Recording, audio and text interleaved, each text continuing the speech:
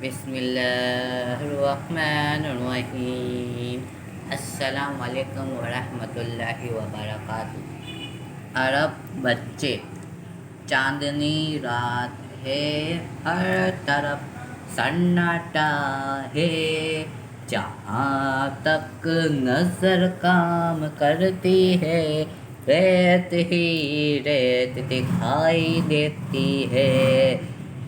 ऐसे में अरब सौदागरों का एक काफिला ऊंट पर माल व असबाब लाद दिए। सितारों के देख देख कर रास्ता मालूम कर करता रेगिस्तान में चला जा रहा है।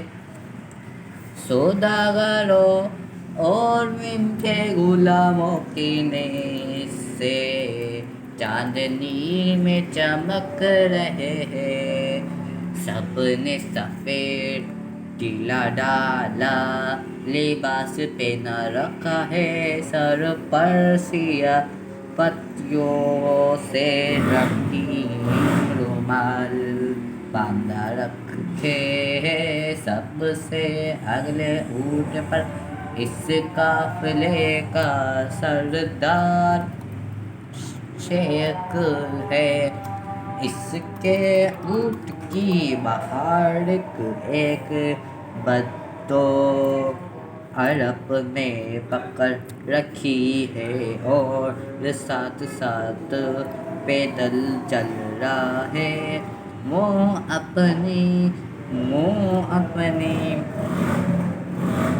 वो अपनी वो अपनी जबान वो अपनी जबान में कोई गीत भी गाता जाता है। सब ऊँट इसकी आवाज़ पर बस मालूम होते हैं और आपसे आपसे आपसे आप इसके पीछे पीछे चले आते हैं। शेख के ऊँट के करीबी एक और ऊँट है, जिस पर नन्हा सा साखिया तना हुआ है, जिसके कुंचावा कहते हैं। इसमें आठ नौ बरस का एक अरब लड़का बैठा हुआ है। ये शेख का इकलौता बेटा अली है। इसने भी अपने बाप की तरह अरबी लिबास पहना रखा है। अली एक कस्बे में अपनी माँ के पास रहता है।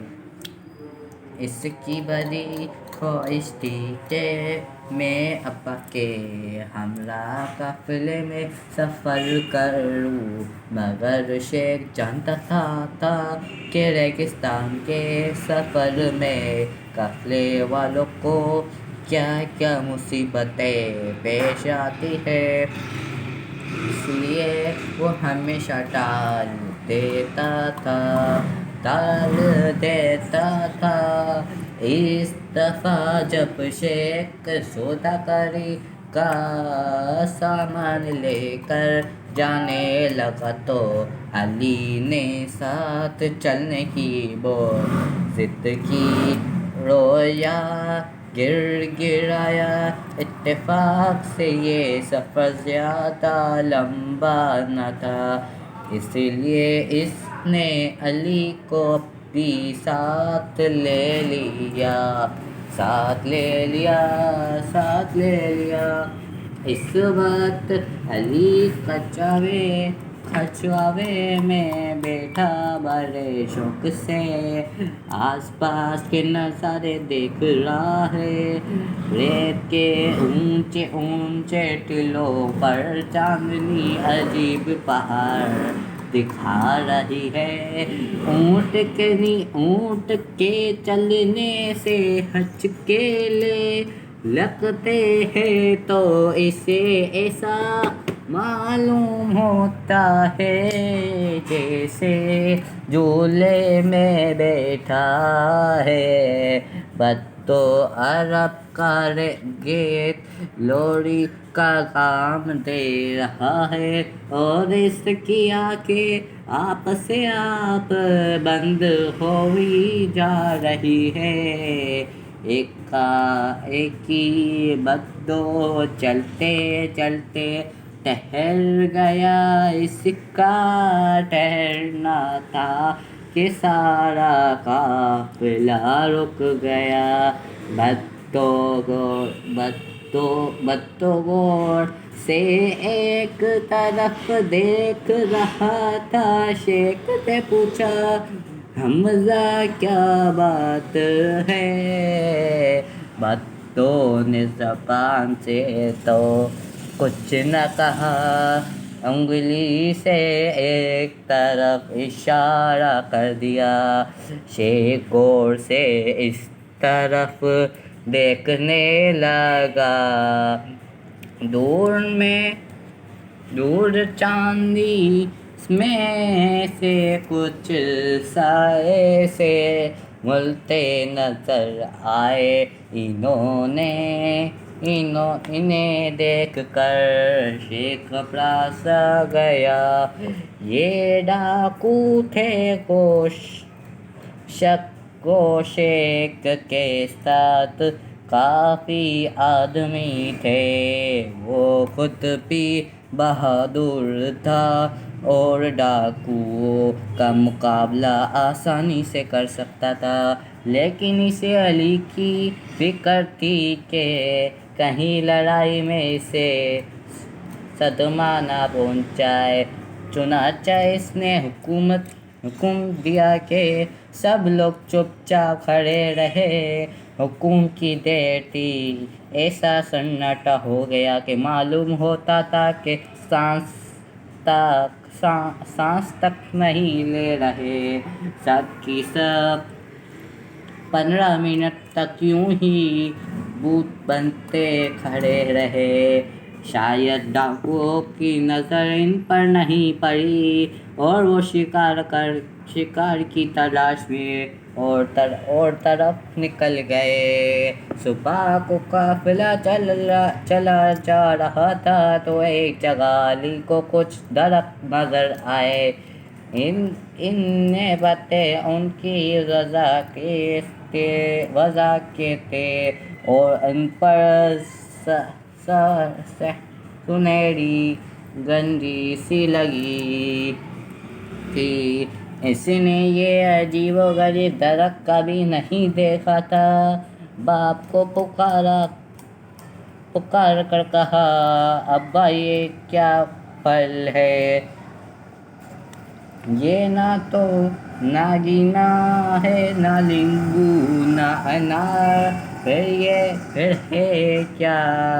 शेख ने अपने एक गुलाम को इशारा किया। वो झूठ 3-4 फल तोड़ लाया। अली ने खुशी एक फल को काटा तो इसके अंदर से राख के रंग की मट्टी निकली। ये देखकर शेख ने कहा लगाया और कहा, देखा ये है नतीजा। ज़ाहिरी शक्ल सूरत पर भूल जाने का है। दोपहर के करीब अचानक हवा बंद हो गई। अली बार बार हाय गर्मी पुकारने लगा। शेख के चेहरे पर घबराहट है मगर वो उसे छुपाने के लिए मुस्कुरा कर अली को तसल्लिया दे रहा है। गर्मी पल पल में बढ़ती जा रही है। ए लो गरम गरम रेत के बगोले उठने शुरू हो गए, हर तरफ रहती ही रेत उड़ने लगी। ऊंट आप से आप रुक गए, सवार बेहतर राह हाँक रहे हैं, मगर वो एक कदम नहीं चलते। इन्हें मालूम है कि हम पर क्या मुसीबत आने वाली है। बात ये थी कि रेगिस्तान की जहरीली आंधी, जिसे बादे सम बूम कहते हैं, उठना उठनी शुरू हो गई। शेख ने फौरन हुक्म दिया कि इसी वक्त सब ऊँटों को कंटों के बल बिठा दिया जाए और इन पर से तमाम असबाब उतार लिया जाए।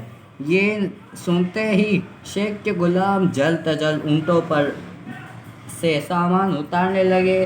रेशमी कपड़े के स्थान हिरणों को खजूर के बोरे जिनमें सोने चांदी की जेवर जो हरारत हाथी दांत के खिलौने मुर्ग के पर खुशबूदार मसाले और ऐसी ही सौदागरी की और चीज़ें थी, सब उतार ली गई और रेत पर इनका एक बेहतर अंजार लगाया गया।